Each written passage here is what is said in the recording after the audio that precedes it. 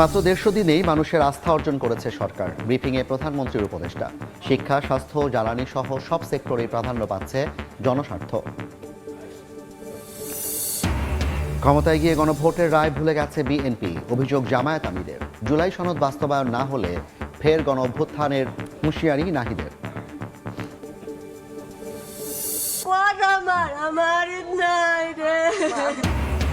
কুষ্টিয়ায় আধিপত্য বিস্তার নিয়ে দুপক্ষের সংঘর্ষ, প্রাণ গেল 2 জনের, আহত 1। এলাকায় থমথমে পরিস্থিতি। নরসিংদীতে ডাকাতদের ছুরিকাঘাতে গৃহকর্তা নিহত।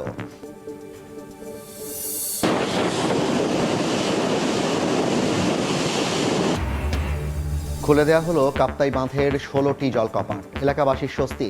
পানি উন্নয়ন বোর্ড নয়, এখন থেকে স্লুইস গেট দেখবে স্থানীয় প্রশাসন, জানালেন স্বরাষ্ট্রমন্ত্রী।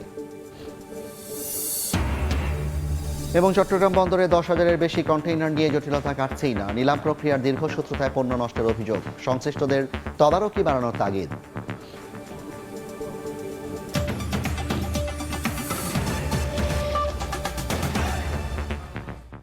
বাংলা সময়ের সঙ্গে আছি আমি জাফর সাদিক।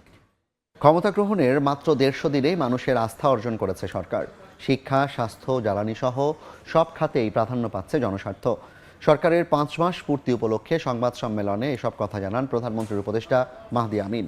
সবার আগে বাংলাদেশ নীতি সামনে রেখে সরকার ভারসাম্যপূর্ণ পররাষ্ট্রনীতি বাস্তবায়নের উদ্যোগ নিয়েছে বলেও জানান তিনি। নির্বাচনী ইশতেহার ও জুলাই সনদ একসঙ্গে বাস্তবায়ন করা হচ্ছে বলে জানান প্রেস সচিব। শুভ সূচনা আর কি। বহুল কাঙ্ক্ষিত ত্রয়োদশ জাতীয় সংসদ নির্বাচনে জনগণের সরাসরি ভোটে বিপুল সংখ্যাগরিষ্ঠতা নিয়ে সরকার গঠন করে বিএনপি। 12 ফেব্রুয়ারি নির্বাচনের পর 17 ফেব্রুয়ারি শপথ নিয়ে আনুষ্ঠানিক যাত্রা শুরু করে বর্তমান সরকার, যার বয়স মাত্র 150 দিন। এটা হচ্ছে শুভ সূচনা আর কি। বর্তমান সরকারের 5 মাসের অগ্রযাত্রা ও নানা উদ্যোগের বিষয়বস্তু তুলে ধরে প্রধানমন্ত্রীর কার্যালয়ে সংবাদ সম্মেলনের আয়োজন করে সরকার প্রধানের প্রেস উইং। নির্বাচনী ইশতেহার ও জুলাই সনদ একসঙ্গে বাস্তবায়ন করা হচ্ছে বলে জানান প্রেস সচিব সালেহ শিবলি। আপনারা যার যা ইচ্ছা যে দল করেন, কিন্তু আমরা দেশের জন্য কাজ করছি, সমৃদ্ধ বাংলাদেশ গঠনের জন্য কাজ করছি। এই গঠন করার জন্য আপনাদের সহযোগিতা চাই। সরকারের নানা পদক্ষেপের বিষয় তুলে ধরে প্রধানমন্ত্রীর উপদেষ্টা ডক্টর মাহাদি আমিন বলেন, খুব কম সময়ে জনগণের আস্থা ও ভালোবাসা অর্জন করতে পেরেছে বর্তমান সরকার। এই অল্প সময়ের মধ্যেই সরকার রাষ্ট্র পরিচালনায় স্বচ্ছতা, সুশাসন, জনকল্যাণ এবং মানুষের প্রত্যাশা পূরণকে সর্বোচ্চ অগ্রাধিকার দিয়ে নিরলসভাবে কাজ করে যাচ্ছে। শিক্ষা, স্বাস্থ্য, জ্বালানি সহ বিভিন্ন সেক্টরে সরকারের নানা উদ্যোগের কথা তুলে ধরে মাহাদি আমিন বলেন, জনগণের স্বার্থ রক্ষা করেই নির্বাচনী ইশতেহারকে প্রাধান্য দিয়ে নতুন বাংলাদেশ বিনির্মাণে এগিয়ে যাচ্ছে সরকার। জনগণের প্রত্যক্ষ ভোটে নির্বাচিত হয়ে দায়িত্ব গ্রহণের পর সরকার মূলত গণতান্ত্রিক প্রতিষ্ঠানসমূহের পুনর্গঠন এবং অর্থনৈতিক স্থিতিশীলতা বজায় রাখাকে সর্বোচ্চ অগ্রাধিকার দিয়েছে। সবার আগে বাংলাদেশ নীতিকে সামনে রেখে বর্তমান সরকার ভারসাম্যপূর্ণ পররাষ্ট্র নীতি বাস্তবায়নের উদ্যোগ নিয়েছে বলেও জানান প্রধানমন্ত্রীর উপদেষ্টা। বিগত 5 মাসে আমরা দেখেছি প্রতিটি মন্ত্রণালয়ে দৃশ্যমান সাফল্য এসেছে। তৃণমূলের উন্নয়নকে ত্বরান্বিত করতে অত্যন্ত মর্যাদা ও উৎসবমুখর পরিবেশে প্রথমবারের মতন জাতীয় পল্লী উন্নয়ন দিবস পালন করা হচ্ছে। জনগণের অধিকার রক্ষার মাধ্যমে তাদেরকে স্বস্তিতে রাখাই বর্তমান সরকারের মূল লক্ষ্য বলে জানান প্রধানমন্ত্রীর উপদেষ্টা। শফিক মুন্সি, সময় সংবাদ, ঢাকা। সরকারে গিয়ে গণভোটের রায় ভুলে গেছে বিএনপি। বরিশালে 11 দলের সমাবেশে এমন অভিযোগ করেছেন জামায়াতের আমির ডাক্তার শফিকুর রহমান। একই সঙ্গে সমাবেশে এনসিপির আহ্বায়ক নাহিদ ইসলাম হুঁশিয়ারি দেন, গণভোটের রায় বাস্তবায়ন না হলে আবারও গণঅভ্যুত্থানের পথ বেছে নেবে জনগণ। সুমন হাসানের ছবিতে অপূর্ব রিপোর্ট। তারা জোরে আওয়াজ তোলে না। জুলাই সনদ কার্যকর ও গণভোটের গণরায় বাস্তবায়ন সহ বিভিন্ন দাবিতে বিভাগওয়ারি সমাবেশ করেছে 11 দলীয় জোট। শনিবার বরিশাল নগরীর হেমায়েতুদ্দিন ঈদগাহ ময়দানে জড়ো হন নেতাকর্মীরা। আমরা সমাবেশে সরকারের কর্মকাণ্ডের সমালোচনা করেন এনসিপির আহ্বায়ক নাহিদ ইসলাম। বলেন, জুলাই সনদ বাস্তবায়ন না হলে আরেকটি গণঅভ্যুত্থান হবে। গণভোটের রায়ের আলোকে জুলাই সনদ বাস্তবায়ন না করে তাহলে গণ আন্দোলন এবং গণ অভ্যুত্থান পর্যন্ত যেতে আমরা বাধ্য হব। আমরা হরতাল অবরোধের মতো কর্মসূচি দেই নাই, কিন্তু যে কোনো সময়ে সেই ধরনের কর্মসূচি দেওয়ার জন্য আমাদের প্রস্তুতি রয়েছে। বিএনপির বিরুদ্ধে জুলাই সনদ নিয়ে প্রতারণার অভিযোগ তোলেন জামায়াতের আমির ডাক্তার শফিকুর রহমান। বলেন, ফ্যাসিবাদের পথেই হাঁটছে সরকার। আপনারা দামি ফেসিবাদ হতে পারবেন, আসল ফেসিবাদকে এই জনগণ পাত্তা দেয় নাই। দামি ফেসিবাদ আবার কিসের?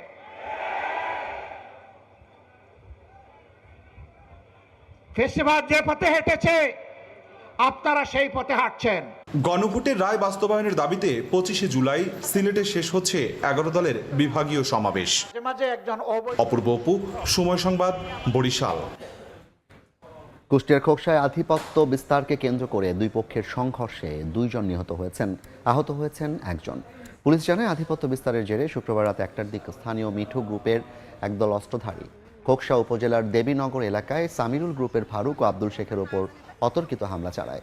এ সময় তাদেরকে কুপিয়ে গুরুতর জখম করা হয়। স্থানীয়রা তাদের উদ্ধার করে কুষ্টিয়া জেনারেল হাসপাতালে নিয়ে গেলে কর্তব্যরত চিকিৎসক ফারুক ও আব্দুল শেখকে মৃত ঘোষণা করেন। এ ঘটনায় আহত বল্লভ মণ্ডল নামে একজন হাসপাতালে চিকিৎসাধীন। নরসিংদীর মাধবদীতে ডাকাতদের ছুরিকাঘাতে গৃহকর্তা নিহত হয়েছেন, গুরুতর আহত হয়েছেন আরও 1 জন। শুক্রবার মধ্যরাতে 8 থেকে 10 জনের একদল ডাকাত মিলন মিয়ার বাড়িতে হানা দেয়। এ সময় তার বড় ভাই শাহজাহান সহ কয়েকজনকে ফোন করে জানায় ডাকাতি হচ্ছে। পরে আশপাশের লোকজন এগিয়ে বাধা দিতে গেলে ডাকাতরা ধারালো অস্ত্র দিয়ে এলোপাতাড়ি কোপাতে থাকে। তাদের ছুরিকাঘাতে ঘটনাস্থলেই শাহজাহান মিয়ার মৃত্যু হয়। এ সময় গুরুতর আহত হন তার চাচা সুরজ মিয়া। প্রায় 20-25 মিনিট ধরে তাণ্ডব চালিয়ে নগদ টাকা ও স্বর্ণালংকার লুট করে পালিয়ে যায় ডাকাতরা। খবর পেয়ে পুলিশ ঘটনাস্থল পরিদর্শন করে। পরে নিহতদের মরদেহ ময়নাতদন্তের জন্য নরসিংদী সদর হাসপাতালের মর্গে পাঠানো হয়। টানা বৃষ্টি উজানের ঢলে বেড়েছে টাঙ্গামাটির কাপ্তাই হ্রদের পানি। এতে আশপাশের নিম্নাঞ্চল প্লাবিত হওয়ার শঙ্কা দেখা দিয়েছে। এজন্য খুলে দেওয়া হয়েছে বাঁধের 16টি জলকপাট। হ্রদের পানি নিষ্কাশন শুরু হওয়ায় স্বস্তি এলাকাবাসীর। খুলে দেওয়া হলো বাঁধের 16টি জলকপাট। প্রবল বেগে পানি আছড়ে পড়ছে কর্ণফুলীর বুকে। কাপ্তাই হ্রদের পানির চাপ কমাতেই এভাবে ছাড়া হচ্ছে পানি। গত 1 সপ্তাহের ভারী বৃষ্টিপাত ও উজান থেকে নেমে আসা পানি হ্রদের সর্বোচ্চ ধারণ ক্ষমতার কাছাকাছি পৌঁছেছে। পাশাপাশি বিভিন্ন নিম্নাঞ্চল প্লাবিত হওয়ার শঙ্কা দেখা দিয়েছে। এজন্য বাঁধের নিরাপত্তা ও মানুষের ক্ষয়ক্ষতি রোধে প্রতি বছরের মতো এবারও ছাড়া হলো পানি। মানুষের ক্ষতি হওয়ার আগে সারা দেওয়া এটাই ভালো। অতিরিক্ত যদি পানি না ছাড়ে, এই উদ্যোগটা যদি নেওয়া না হয়, তাহলে আমাদের জনগণের বহুত মাল যান ক্ষয়ক্ষতি হচ্ছে। আগাম পানি ছাড়ার কারণে উজান ও ভাটির বাসিন্দারা উপকৃত হবে বলছে কর্তৃপক্ষ। 6 ইঞ্চি খুলে দিচ্ছি, তার মানে আপ স্টিম এবং ডাউন স্টিম এই 2 এলাকার লোকজনই উপকৃত হবে। তাদের কষ্টের কথা চিন্তা করে আমি আর্লিতে স্পিলে অপারেট করছি। কাপ্তাই পানি বিদ্যুৎ কেন্দ্রের তথ্য মতে প্রতি সেকেন্ডে 9000 কিউসেক পানি নিষ্কাশন করা হচ্ছে। এছাড়াও 5টি ইউনিটে বিদ্যুৎ উৎপাদনের জন্য ছাড়া হচ্ছে 90,000 কিউসেক পানি। সময় সংবাদ, রাঙ্গামাটি। পানি উন্নয়ন বোর্ড নয়, এখন থেকে স্থানীয় প্রশাসন স্লুইস গেট দেখবে বলে জানালেন স্বরাষ্ট্রমন্ত্রী সালাউদ্দিন আহমদ। উপকূলীয় এলাকার মানুষের জানমাল প্রাকৃতিক দুর্যোগের হাত থেকে রক্ষায় টেকসই বেড়িবাঁধ নির্মাণ করা হবে বলে জানিয়েছেন স্বরাষ্ট্রমন্ত্রী। সকালে পেকুয়া উপজেলা মাঠে শামসুল হক ফাউন্ডেশনের উদ্যোগে বন্যায় ক্ষতিগ্রস্তদের পুনর্বাসনে 100 ঘর নির্মাণ কার্যক্রমের উদ্বোধন করে তিনি একথা বলেন। বন্যায় ক্ষতিগ্রস্ত স্কুল, কলেজ, মাদ্রাসা, সড়ক সহ সব ধরনের অবকাঠামো দ্রুত মেরামতের উদ্যোগ নেওয়া হবে বলেও জানান। অনুষ্ঠান শেষে পেকুয়ার বন্যায় ক্ষতিগ্রস্ত এলাকা পরিদর্শন করে সবার খোঁজ খবর নেন স্বরাষ্ট্রমন্ত্রী।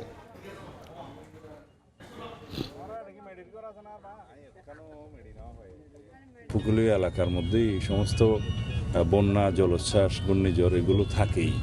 আমাদের যে সমস্ত করণীয় তা হচ্ছে আমরা বেড়িবাঁধগুলো যাতে মোটামুটি একটা শক্তিশালী বেড়িবাঁধ নির্মাণ করে মোটামুটি স্থায়ী রূপ দিতে পারি, তাহলে বেড়িবাঁধ রক্ষা করা যায়।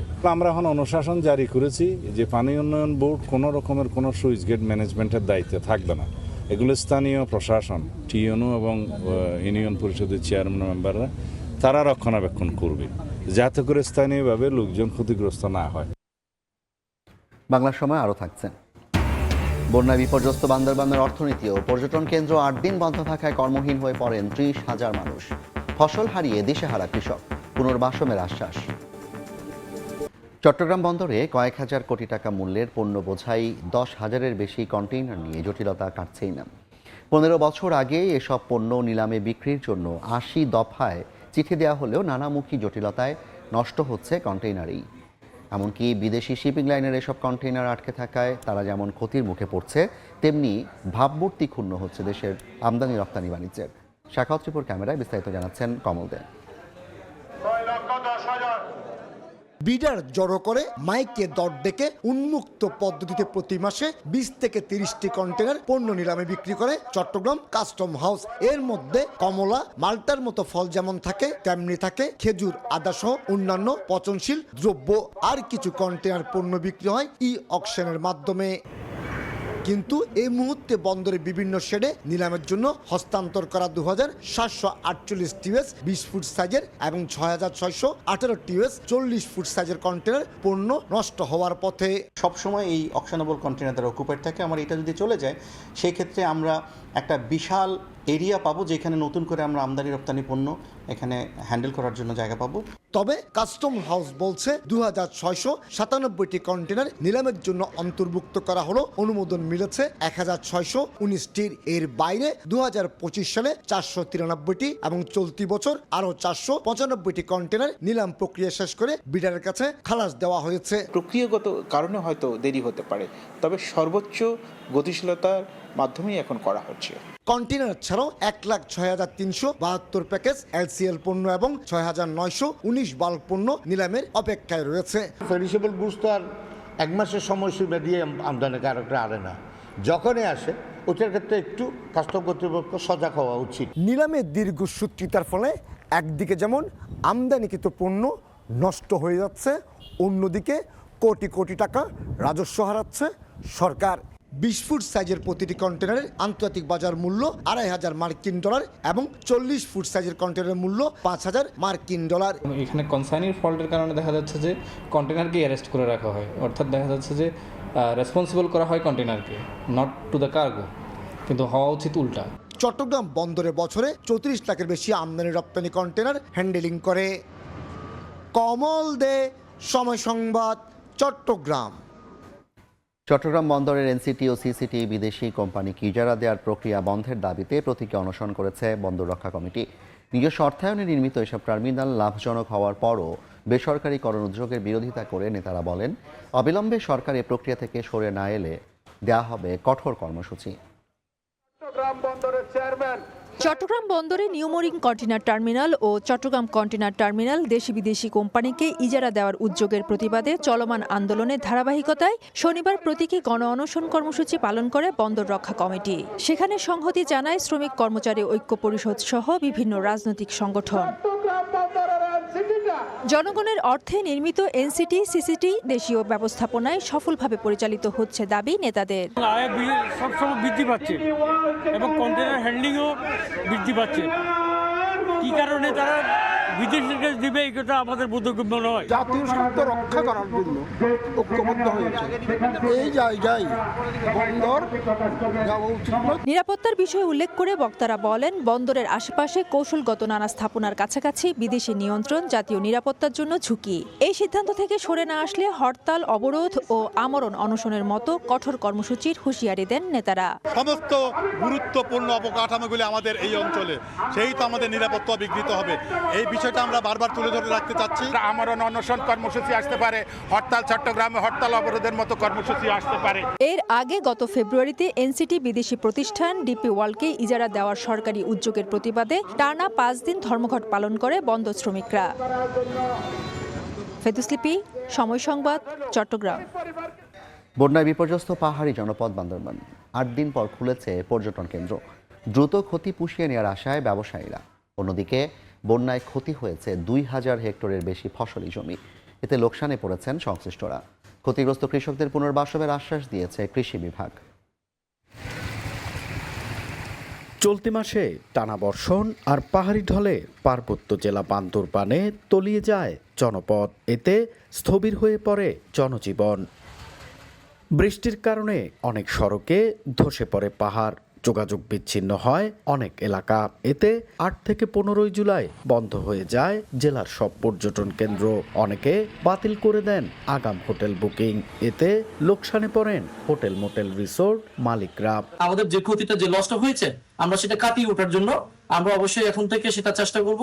বন্যায় ক্ষতিগ্রস্ত হয়েছে জেলার 2000 হেক্টরের বেশি ফসলি জমি। নষ্ট হয়ে গেছে কয়েক কোটি টাকার ফলজ ও সবজি বাগান। সব দিকে পানি উঠে বন্যা হয়ে সব ক্ষেতের চাষাবাদ ক্ষতি হয়ে গেছে। শশা ক্ষেত ছিল, লাউ ক্ষেত ছিল, ধান ক্ষেত, এগুলো সবকে। ক্ষতিগ্রস্ত কৃষকদের পুনর্বাসনের আশ্বাস কৃষি বিভাগের। আর পর্যটন খুলে দেয়ায় দ্রুত অর্থনৈতিক পরিস্থিতি উন্নত হবে বলে জানান জেলা প্রশাসক। ক্ষতিগ্রস্ত কৃষকদেরকে পুনর্বাসনের জন্য বা ক্ষতি পুষিয়ে নেওয়ার জন্য আমাদের ইমিডিয়েট কর্মসূচি এটা চলমান আছে। রিসোর্টগুলি চলা মাত্রই কিন্তু আমার বাজার অ্যাক্টিভ হয়ে যাবে, কারণ প্রচুর খাদ্য সামগ্রী এখান থেকে যায়। পরিবহন সেক্টর, মানে চাঁদের গাড়িগুলো অ্যাক্টিভ হয়ে যাবে, তখন কিন্তু মানুষের মধ্যে প্রাণচাঞ্চল্যতা এবং ইকোনমিক ফ্লোটা আবার বেড়ে যাবে। জেলা প্রশাসন ও কৃষি বিভাগের তথ্য মতে জেলায় পর্যটকদের জন্য রয়েছে শতাধিক হোটেল, মোটেল, রিসোর্টের পাশাপাশি 4 শতাধিক চাঁদের গাড়ি। আর বন্যায় জেলার 2104 হেক্টর ফসলের জমি ক্ষতিগ্রস্ত হয়েছে। এন.এ. জাকির, সময় সংবাদ, বান্দরবান। প্রাকৃতিক দুর্যোগ প্রবণ অঞ্চল হলেও আগাম সতর্কতার কোনো ব্যবস্থা নেই কক্সবাজারে। ঘূর্ণিঝড়, বজ্রপাত, এমনকি দমকা হাওয়ার গতি প্রকৃতি শনাক্ত করে ঢাকায় সতর্কবার্তা পাঠাতো যে রাডার, রক্ষণাবেক্ষণের অভাবে 3 বছর ধরে অচল অবস্থায় পড়ে আছে। এতে জীবন ঝুঁকিতে পর্যটক কিংবা গভীর সমুদ্রে মাছ শিকার করা জেলেরা। 2024 সালে জাপানি বিশেষজ্ঞ দল নতুন যন্ত্রপাতি বসানোর সুপারিশ করলেও এখনও কাজ শুরু হয়নি। মোহাম্মদ ফরাজের ক্যামেরায় বিস্তারিত জানাচ্ছেন সুজাউদ্দিন রুবেল। কক্সবাজার দেশের অন্যতম দুর্যোগ প্রবণ উপকূল। প্রতিদিন গভীর সমুদ্রে মাছ ধরতে যান শত শত জেলে। সমুদ্র স্নানে নামেন হাজারো পর্যটক, আর আকাশে উড়ে বিমান। অথচ এই পুরো উপকূলের আবহাওয়া পর্যবেক্ষণের সবচেয়ে গুরুত্বপূর্ণ প্রযুক্তিগত ভরসা কক্সবাজার ডপলার রাডার 3 বছর ধরে অচল। ঘূর্ণিঝড়, বজ্রঝড়, ভারী বৃষ্টি কিংবা দমকা হাওয়ার গতি প্রকৃতি মুহূর্তেই শনাক্ত করে ঢাকায় সতর্কবার্তা পাঠাতো এই রাডার। কিন্তু যন্ত্রাংশের মেয়াদ শেষ হওয়ার পর থেকে বন্ধ এই প্রযুক্তিগত চোখ। শুধু জেলেদের নয়, কক্সবাজার সমুদ্র সৈকতে পর্যটকদের নিরাপত্তা ও বিমান চলাচলের জন্য এটি ছিল অত্যন্ত গুরুত্বপূর্ণ। সংবাদগুলো জানলে আমাদের বিপদ আপদের থেকে আমরা রক্ষা পাইতাম। আমরা সঠিক সময়ে সঠিক তথ্যটি পাই, তাহলে যেটা হবে আমরা সঠিক সময় প্রস্তুতিটা যথাসময় নিতে পারবো। 2023 সালে জাপানের উন্নয়ন সংস্থা জাইকার কাছে কারিগরি সহায়তা চাওয়া হয়, তবে বিগত সরকারের আমলে কোনো সাড়া মেলেনি। এরপর সরকার নিজস্ব অর্থায়নে রাডার আধুনিকায়নের সিদ্ধান্ত নেয়। 2024 সালে জাপানি বিশেষজ্ঞ দল ভবনটি ব্যবহারযোগ্য বললেও নতুন যন্ত্রপাতি বসানোর সুপারিশ করে। আমরা অবজারভেশন করে আমরা এটা ঢাকায় দেই। ঢাকায় আমাদের এক্সপার্ট স্যাররা যারা আছেন তারা এটা বিচার বিশ্লেষণ করে আবহাওয়া তৈরি করতো আগে। এখন যেহেতু এটা নাই, তো তারা এখন কোন প্রক্রিয়ায় করে এটা আসলে ওনারা এই বিষয়ে ভালো উত্তর দিতে পারবে। প্রতিরক্ষা মন্ত্রণালয় বিষয়টা জানে। আমরা আগেও এখান থেকে তাদেরকে লেখা হয়েছে সরকারের করতে, তারা প্রয়োজনীয় কেনাকাটা বা সার্ভিস স্থাপন করা হবে। কক্সবাজার শহরে সার্কিট হাউস সংলগ্ন পাহাড়ের চূড়ায় সমতল থেকে 160 ফুট উঁচুতে অবস্থিত রাডার স্টেশনটি। 1969 সালে প্রতিষ্ঠিত স্টেশনটি 2007 সালে জাপানের সহায়তায় আধুনিক ডপলার রাডারে উন্নীত করা হয়। সুজাউদ্দিন রুবেল, সময় সংবাদ, কক্সবাজার। সামান্য বৃষ্টিতে ডুবে যায় প্রধান সড়ক, অলিগলি ও আবাসিক এলাকা। কোথাও হাঁটু পানি, আবার কোথাও কোমর সমান পানিতে ডুবে থাকে শহর। প্রতি বছর বর্ষা এলেই দুর্ভোগের নগরী হয়ে ওঠে কুমিল্লা। জলাবদ্ধতায় ব্যাহত শিক্ষা প্রতিষ্ঠানের কার্যক্রম, ক্ষতিগ্রস্ত হচ্ছে ব্যবসা বাণিজ্য। স্থানীয়দের অভিযোগ, 2টি খালের ওপর 2 শতাধিক কালভার্ট আর পানি নিষ্কাশনের 1/2 শতাধিক পথ সংকুচিত থাকায় তৈরি হচ্ছে জলাবদ্ধতা। বিস্তারিত ইশতিয়াক আহমেদের রিপোর্টে। একটু বৃষ্টি আর তাতেই থমকে যায় শহর, ডুবে যায় রাস্তাঘাট। কখনো আটকে দেয় শিক্ষার্থীর পরীক্ষা কেন্দ্রে পৌঁছানোর পথ, আবার হাসপাতালের ওয়ার্ডে পানি ঢুকে ব্যাহত করে চিকিৎসা সেবা। প্রতি বছর বর্ষায় এই দৃশ্যের সম্মুখীন হতে হয় কুমিল্লা নগরবাসীদের। জলবদ্ধতার কারণে চরম ভোগান্তিতে পড়তে হয় কর্মজীবী মানুষ, শিক্ষার্থী ও সাধারণ মানুষকে। নগরায়ণের যে ড্রেনেজ ব্যবস্থা আর একটু স্মার্ট করা উচিত। স্মার্ট ড্রেনেজ ব্যবস্থা আওতায় নিয়ে আসতে হবে সবগুলো ড্রেনেজ। দখলদারিত্ব থেকে আমাদের এই খালকে পুনরুদ্ধার করতে হবে, পুনঃ খনন করতে হবে। নগরীর প্রায় 90% বৃষ্টির পানি বের হওয়ার কথা প্রধান দুটি খাল দিয়ে। 10 কিলোমিটার দীর্ঘ কান্দি খাল আর প্রায় 16 কিলোমিটার দীর্ঘ রেসকোর্স কাটাগালি খাল। শহরের দুই প্রান্ত থেকে খাল দুটি গিয়ে মিলেছে ঘুঙ্গাইজুরি খালে। সেখান থেকে পানি প্রবাহিত হয়ে যাওয়ার কথা ডাকাতিয়া নদীতে। কিন্তু প্রকৃতি তৈরি সে পথ আর আগের মতো নেই। প্রায় 2 শতাধিক কালভার্ট, অর্ধ শতাধিক সংকুচিত অংশ, কোথাও প্রায় 30 ফুট প্রশস্ত খাল নেমে এসেছে 5 ফুটে। এতে ব্যাহত হচ্ছে পানি নিষ্কাশন, শহরে তৈরি হচ্ছে জলবদ্ধতা। ডাকাতিয়া নদী পর্যন্ত যদি খনন না করা হয়, আমরা যতই নিষ্কাশন করি, কুমিল্লার মানুষ কিন্তু জলবদ্ধতা থেকে মুক্ত পাবে না। খালের স্বাভাবিক প্রবাহ ফিরিয়ে আনতে প্রতিবন্ধকতা অপসারণের কথা জানিয়েছে কুমিল্লা সিটি কর্পোরেশন। যখন জলাবদ্ধতা হয়েছে আমরা কিন্তু প্রায় 3টি কালভার্ট আমরা ভেঙে দিয়েছি এবং 3টি কালভার্ট ভাঙার পরে পানির প্রবাহ কিন্তু প্রচুর পরিমাণে বেড়ে গিয়েছে। রেইন ওয়াটার যেটা বলি সেটা যে পরিমাণ যাওয়ার কথা সেই পরিমাণটা যাইতে পারতেছে না। হয়তো কিছু কিছু জায়গায় পলিথিন আছে, ময়লা আবর্জনা আছে, তো এসবের কারণে আপনার আসলে এখানে জলবদ্ধতা হচ্ছে। বৃষ্টি থামার পর পানি নামার কথা, কিন্তু সেই পথে যদি সংকুচিত হয়ে যায় তাহলে জলবদ্ধতা শুধু একটি মৌসুমী দুর্ভোগ থাকে না, এটি হয়ে ওঠে একটি শহরের ড্রেনেজ অব্যবস্থাপনার বড় প্রশ্ন। একসময় যে খাল কুমিল্লাকে বাঁচিয়ে রাখত, আজ সে খালে বাঁচার অপেক্ষায়। খাল বাঁচলে হয়তো বাঁচবে এই শহরও। ইশতিয়াক আহমেদ, সময় সংবাদ, কুমিল্লা। বাংলা সময় আরও থাকছে। বেশিরভাগ সিসি ক্যামেরায় অচল। ঢাকা চট্টগ্রাম মহাসড়কের কুমিল্লা অংশে ব্যাহত নজরদারি। দুর্ঘটনা অপরাধে সঙ্গে সঙ্গে নেওয়া যাচ্ছে না ব্যবস্থা, শিগগিরই সচলের আশ্বাস। চাঁদপুরের মতলব দক্ষিণে নির্মাণ কাজ শেষ না হতে এই সেতুতে ফাটল দেখা দিয়েছে। সেই ফাটল ঢেকে তড়িঘড়ি কাজ শেষ করতে মরিয়া ঠিকাদার প্রতিষ্ঠান। ফারুক আহমদের রিপোর্ট, ক্যামেরায় ছিলেন নাইমুল ইসলাম নীরব।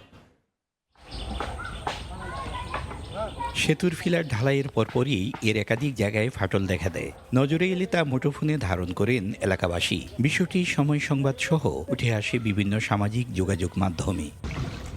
মতলব পৌরসভার বরদিয়া কাজির বাজার সড়কের মিয়াজিবাড়ির পাশেই এই পয়েন্টে থাকা পুরনো সেতুটি 4 বছর আগে ভেঙে পড়ে।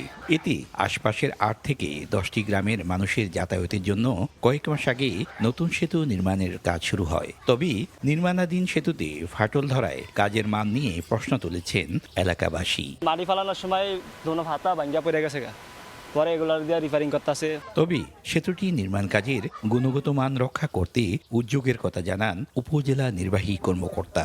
সমস্যা যেটা হয়েছে ওটার সমাধান হয়েছে, ওটা কাজ করতেছি। কারো যেটুক করা প্রয়োজন যতটুকু লাগে আমরা করব। আমাদের যে ঠিকাদার আছে তাকেও বলা হয়েছে সেই অনুযায়ী রেকটিফিকেশন করে বিষয়টি সমাধান করে দেওয়ার জন্য। মতলব পৌরসভার অর্থায়নে 100 ফুট লম্বা এবং 16 ফুট প্রস্থের এই সেতুটি নির্মাণে ব্যয় হচ্ছে 2 কোটি 20 লাখ টাকা। গত 30 জুন এর নির্মাণ কাজ শেষ হওয়ার কথা ছিল। ফারুক আহমদ, সময় সংবাদ, চাঁদপুর। বিয়ের অনুষ্ঠান শেষে বাড়ি ফেরা হলো না। নীলফামারীতে নিয়ন্ত্রণ হারিয়ে মাইক্রোবাস খাদে, প্রাণ গেল 2 যাত্রীর। ভোরে কিশোরগঞ্জের জুগিপাড়া থেকে নববধূকে নিয়ে মাইক্রোবাসে সদরের বন্দরপাড়া ফিরছিলেন বরযাত্রীরা। পথে নিয়ন্ত্রণ হারিয়ে সড়কের পাশের খাদে উল্টে যায় মাইক্রোবাসটি। এতে ঘটনাস্থলেই মারা যায় 7 মাসের শিশু ও এক এইচএসসি পরীক্ষার্থী। আহত হন অন্তত 12 জন। তাদের উদ্ধার করে রংপুর মেডিকেলে ভর্তি করা হয়েছে। এদিকে শেরপুরের নালিতাবাড়িতে সড়ক দুর্ঘটনায় অটোরিকশা চালক ও এক যাত্রী নিহত হয়েছেন। এছাড়া নরসিংদীর শিবপুরে পরীক্ষা শেষে বাড়ি ফেরার পথে সড়ক দুর্ঘটনায় 2 এইচএসসি পরীক্ষার্থীর মৃত্যু হয়েছে।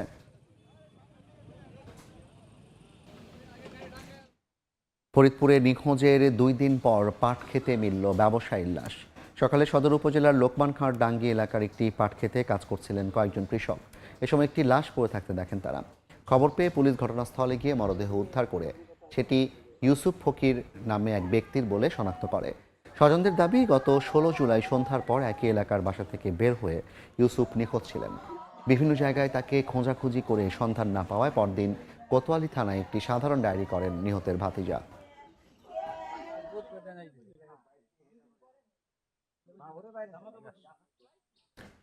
মাগুরায় বৈদ্যুতিক ট্রান্সফরমার চুরি করতে গিয়ে বিদ্যুৎস্পৃষ্ট হয়ে একজনের মৃত্যু হয়েছে। পুলিশ জানায়, শুক্রবার গভীর রাতে কয়েকজন ব্যক্তি সদর উপজেলার চাঁদপুর পশ্চিমপাড়া মাঠে একটি বৈদ্যুতিক খুঁটিতে স্থাপিত ট্রান্সফরমার চুরি করতে যায়। এ সময় ফিরোজ বিশ্বাস বিদ্যুৎস্পৃষ্ট হয়ে ঘটনাস্থলেই মারা যান। প্রাথমিকভাবে ধারণা করা হচ্ছে তার সঙ্গে থাকা অন্যরা ঘটনাস্থল থেকে পালিয়ে গেছে।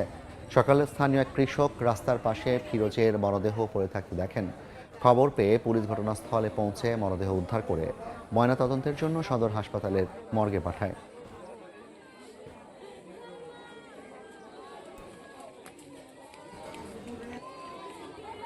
জামালপুরে জুলাই স্মৃতিস্তম্ভে আগুন দিয়েছে দুর্বৃত্তরা। এ সংক্রান্ত একটি ভিডিও সামাজিক যোগাযোগ মাধ্যমে ছড়িয়ে পড়েছে।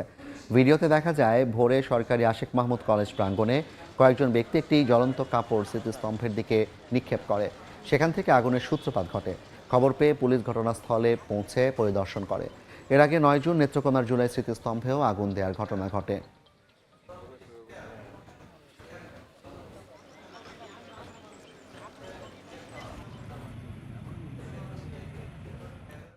নারায়ণগঞ্জে সালিশ বৈঠকে প্রতিপক্ষের হামলায় একই পরিবারের 5 জন আহত হয়েছেন। শুক্রবার বিকেলে রূপগঞ্জ গোলাকান্দাইল মাহনা বাগানবাড়ি এলাকায় এ ঘটনা ঘটে। স্থানীয়রা জানায়, আফসার উদ্দিন ও রমিজ উদ্দিন স্থানীয় কয়েকজনকে নিয়ে জহিরুল ইসলামের বাড়ির যাতায়াতের রাস্তা বন্ধ করে দেয়াল নির্মাণ করেন। এ বিষয়ে গণ্যমান্যদের নিয়ে একটি গ্রাম্য সালিশ বসালে ছাত্রলীগ কর্মী রাব্বি, রবিন, শুভ, রনি, আফসার উদ্দিন, রমিজ উদ্দিন, আশরাফ উদ্দিন সহ আরও অনেকে জহিরুল ইসলাম ও তার পরিবারের উপর হামলা চালায়। এ সময় জহিরুল ইসলাম, আকাশ, শ্যামল, ঈদুল, রুহুল আমিন মারাত্মক আহত হন। অভিযোগ পেলে ব্যবস্থা নেওয়ার কথা জানায় পুলিশ।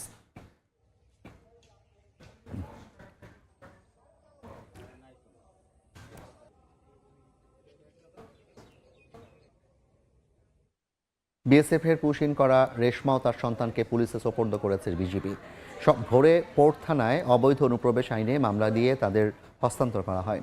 এর আগে শুক্রবার দুপুরে বেনাপোল সীমান্ত এলাকায় রেশমা খাতুন নামে ওই নারী ও তার সন্তানের সন্ধান পাওয়া যায়। রেশমা জানান তিনি ভারতের মুম্বাইয়ের বাসিন্দা। একটি কারখানায় কাজ করার সময় পুলিশ তাকে এবং আরও কয়েকজনকে আটক করে। পরে বিমানে কলকাতায় নিয়ে চট্টগ্রাম সীমান্ত দিয়ে জোরপূর্বক বাংলাদেশে পাঠিয়ে দেওয়া হয়।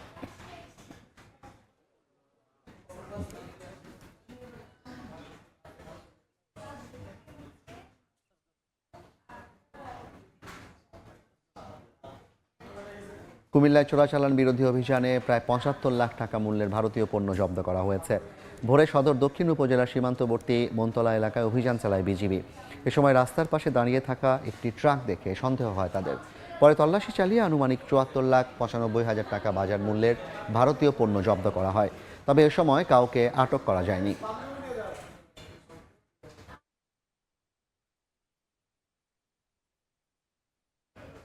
ঢাকা চট্টগ্রাম মহাসড়কের কুমিল্লা অংশে বেশিরভাগ সিসি ক্যামেরায় অচল। এতে পরিবহন শৃঙ্খলা ও আইন শৃঙ্খলা নিয়ন্ত্রণ কঠিন হয়ে পড়ছে। শিগগিরই সিসি ক্যামেরাগুলো সচল করার আশ্বাস হাইওয়ে পুলিশের। বাহার রায়হানের পাঠানো তথ্য ও ছবি নিয়ে রিপোর্ট। মহাসড়কের বিভিন্ন খুঁটিতে লাগানো সিসি ক্যামেরা, তবে অনেকগুলো ক্যামেরা ভেঙে গেছে। ঢাকা চট্টগ্রাম মহাসড়কের কুমিল্লা অংশের দাউদকান্দি থেকে 14 গ্রাম পর্যন্ত প্রায় 109 কিলোমিটার এলাকায় স্থাপন করা হয় সিসি ক্যামেরা। বর্তমানে এর বেশিরভাগই অকার্যকর। সড়কে দুর্ঘটনা বা অপরাধ ঘটলেও তা পর্যবেক্ষণ ব্যাহত হচ্ছে। সংশ্লিষ্টরা বলছেন, ক্যামেরাগুলো কার্যকর থাকলে সড়কে শৃঙ্খলা ফিরত। অনেক আগে থেকে এটা লাগানো আছে, এটা কি চালু না বন্ধ সেটা তো আমরা বলতে পারি না। সিসি ক্যামেরাগুলো এগুলো যদি চালু থাকতো তাহলে আমাদের অনেক ভালো হতো আর কি। তবে শীঘ্রই সিসি ক্যামেরাগুলো সচল করার আশ্বাস হাইওয়ে পুলিশের। ক্যামেরাগুলোকে যদি আমরা আরো অ্যাক্টিভ, প্রত্যেকটা গাড়ি যদি অ্যাক্টিভ এবং মনিটরিং আওতায় নিয়ে আসতে পারি, এটাকে আমরা অটোমেশনে যদি নিয়ে যেতে পারি, আমি মনে করি সবাই উপকৃত হবে। হাইওয়ে পুলিশের তথ্য মতে কুমিল্লার ঢাকা চট্টগ্রাম মহাসড়কে 3 শতাধিক সিসি ক্যামেরা রয়েছে। সময় সংবাদ, কুমিল্লা। দর্শনা ঢাকা প্রভাতী ট্রেন চালুর দাবিতে ঝিনাইদহে মানববন্ধন করা হয়েছে। সকালে মোবারকগঞ্জ রেল স্টেশনে এই কর্মসূচি করে কালীগঞ্জ উন্নয়ন ফোরাম। এতে ব্যানার, ফেস্টুন নিয়ে সংগঠনটির সদস্য ছাড়াও নানা শ্রেণী পেশার মানুষ অংশ নেন। বক্তারা জানান, দর্শনা থেকে এই ট্রেনটি চালু হলে চুয়াডাঙ্গা ও ঝিনাইদহ জেলার মানুষ উপকৃত হবে, সহজ হবে যাতায়াত ব্যবস্থা।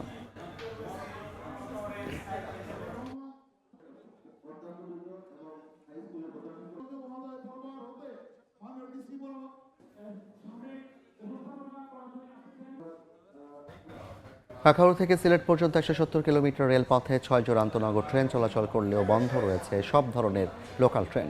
আন্তনগর ট্রেন হয়ে উঠেছে লোকাল যাত্রীদের চলাচলের একমাত্র ভরসা।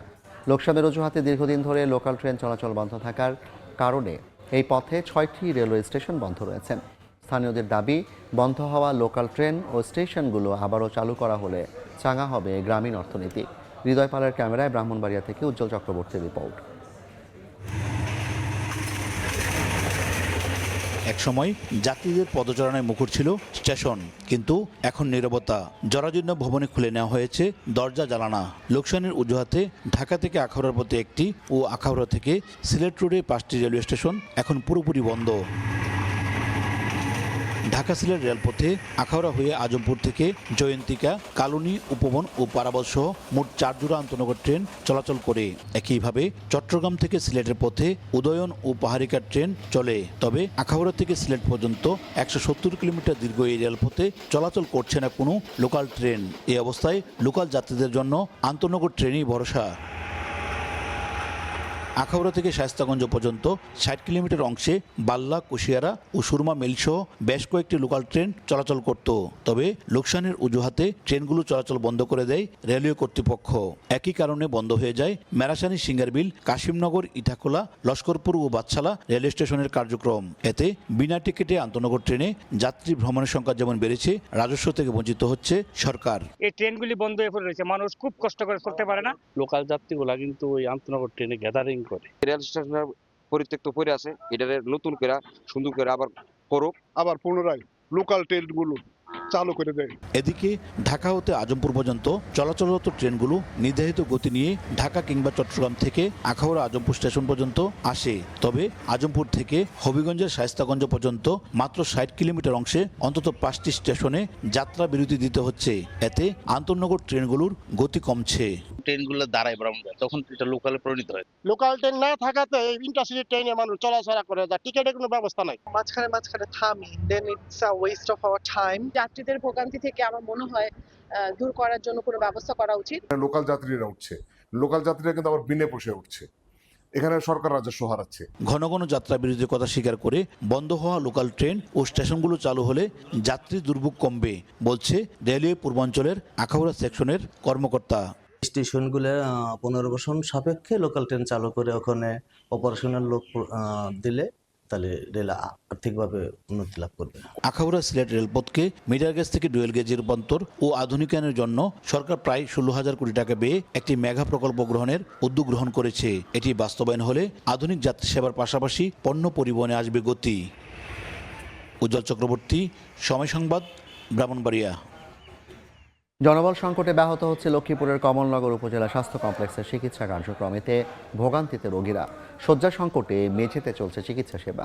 আহাদুল ইসলাম আকাশের ছবিতে Mazharul Anwar টিপুর report.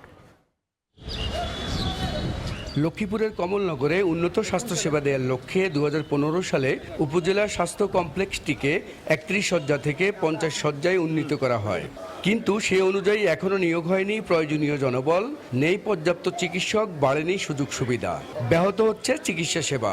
Operation theatre ও এক্সরে মেশিন থাকলেও চিকিৎসক এবং টেকনিশিয়ানের অভাবে বন্ধ। উপজেলা স্বাস্থ্য কমপ্লেক্সটিতে 12 জন বিশেষজ্ঞ চিকিৎসকের পদ থাকলেও বর্তমানে কর্মরত মাত্র 1 জন। গাইনি, সার্জারি, ইএনটি, অর্থোপেডিক ও অ্যানেস্থেসিয়া সহ 11 জন বিশেষজ্ঞ চিকিৎসকের পদ রয়েছে একেবারে শূন্য। 4 জন মিডওয়াইফের পদ থাকলেও কর্মরত নেই একজনও। এছাড়া বিনামূল্যে সরকারি ওষুধ না দেওয়ার অভিযোগ রোগীদের। 9টা বাজে না, এখন 12টা বাজে, এখনো ডাক্তার পাইনি স্যার। অত্যন্ত নোংরা, বাথরুম তার উপরে খারাপ।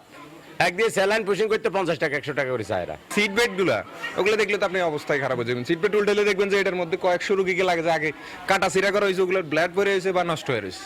সিটে 2 জন রোগী করে থাকে, তারপরেও আমরা সিটে জায়গা পাচ্ছি না। লোকবল সংকটে রোগীদের কাঙ্ক্ষিত সেবা দিতে হিমশিম অবস্থা নার্স ও চিকিৎসকদের। শতাধিক রোগীকে আমরা সেবা দিতে গিয়ে আমাদের প্রতি শিফটে 2 থেকে 3 জন নার্স থাকে, আমরা হিমশিম খাচ্ছি।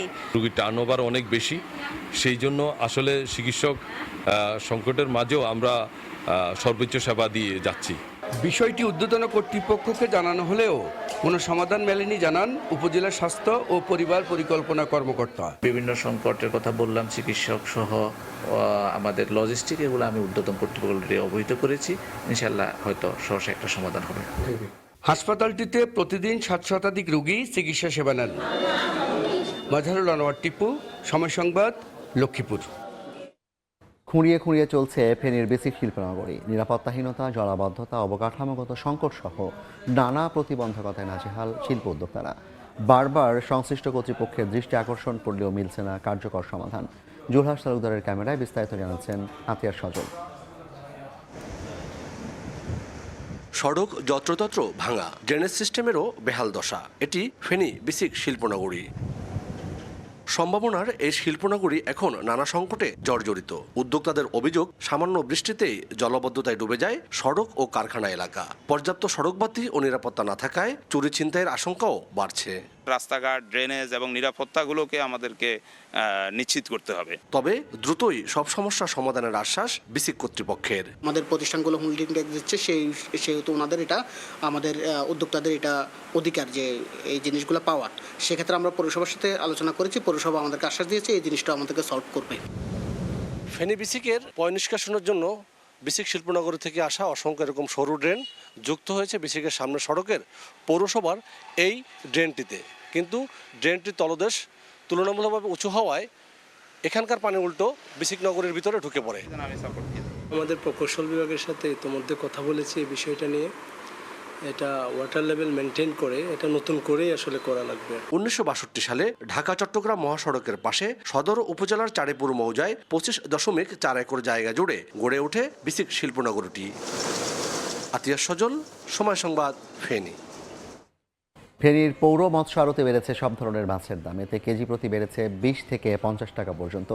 এদিকে গত কয়েকদিনের টানা বৃষ্টিতে উৎপাদন ব্যাহত হওয়ায় চাঁদপুরের পাইকারি সবজির হাটে কমেছে সরবরাহ। এতে বেড়েছে সব ধরনের সবজির দাম। ভোরের আলো ফুটতেই ফেনীর পৌর মৎস্য আড়তে ক্রেতা বিক্রেতার হাকডাকে জমজমাট। বাজারে তোলা হয়েছে নানা প্রজাতির মাছ।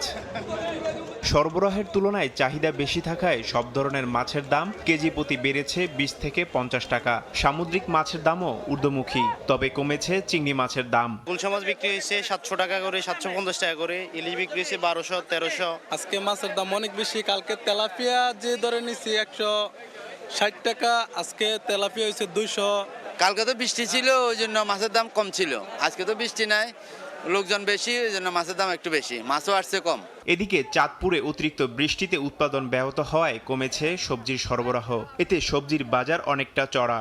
শহরের ঐতিহ্যবাহী পালবাজারে করলা 100 টাকা কেজি, টমেটো 110 টাকা কেজি, গাজর 90 টাকা ও বরবটি বিক্রি হচ্ছে 80 টাকা কেজিতে। আর কাঁচামরিচ বিক্রি হচ্ছে 120 টাকা কেজি দরে। বৃষ্টির কারণে তো সবজি নষ্ট হয়ে গেছে, যার জন্য ফসলের দাম অনেক বেশি। আমরা এগুলো বেচতেছি আজকে 110 টাকা, 100 টাকা। মার্কেটে তো শাকসবজি কম, বৃষ্টির কারণে সব নষ্ট হয়ে গেছে। এখন ফাইকার আছে, পুরা বিফাকে আছে। বন্যার কারণে কিছু ক্ষতিগ্রস্ত হয়েছে, তার কারণে বেশি, এবং 2-3 হাত বড় হওয়ার কারণে এই মালটা চাঁদপুরে আইসা দাম বেড়ে যায়। চাঁদপুর শহরের পালবাজারে প্রতিদিন গড়ে অর্ধ কোটি টাকার সবজি বেচাকেনা হয়। তারিফ রহমান, সময় সংবাদ। চট্টগ্রামে উদ্বোধন করা হলো আমাদের চট্টগ্রাম অ্যাপস। দুপুরে নগরীর ইঞ্জিনিয়ার্স ইনস্টিটিউশনে চট্টগ্রাম সিটি কর্পোরেশনের উদ্যোগে one stop citizen service application and management সিস্টেমের উদ্বোধন করেন city mayor doctor Shahadat Hossain. এর মাধ্যমে সমস্যা জানাতে সরাসরি সিটি মেয়র ও কর্মকর্তাদের সঙ্গে কথা বলতে পারবেন নগরবাসী। ফলে সময়, খরচ ও ভোগান্তি কমবে।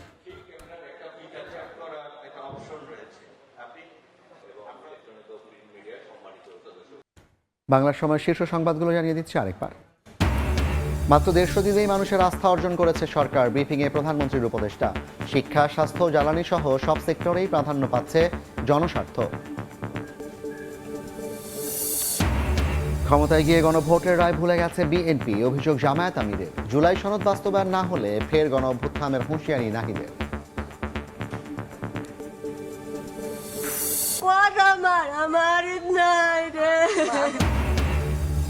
কুষ্টিয়ায় আধিপত্য বিস্তার নিয়ে দুপক্ষের সংঘর্ষ, প্রাণ গেল 2 জনের, আহত 1। এলাকায় থমথমে পরিস্থিতি। নরসিংদীতে ডাকাতদের ছুরিকাঘাতে গৃহকর্তা নিহত।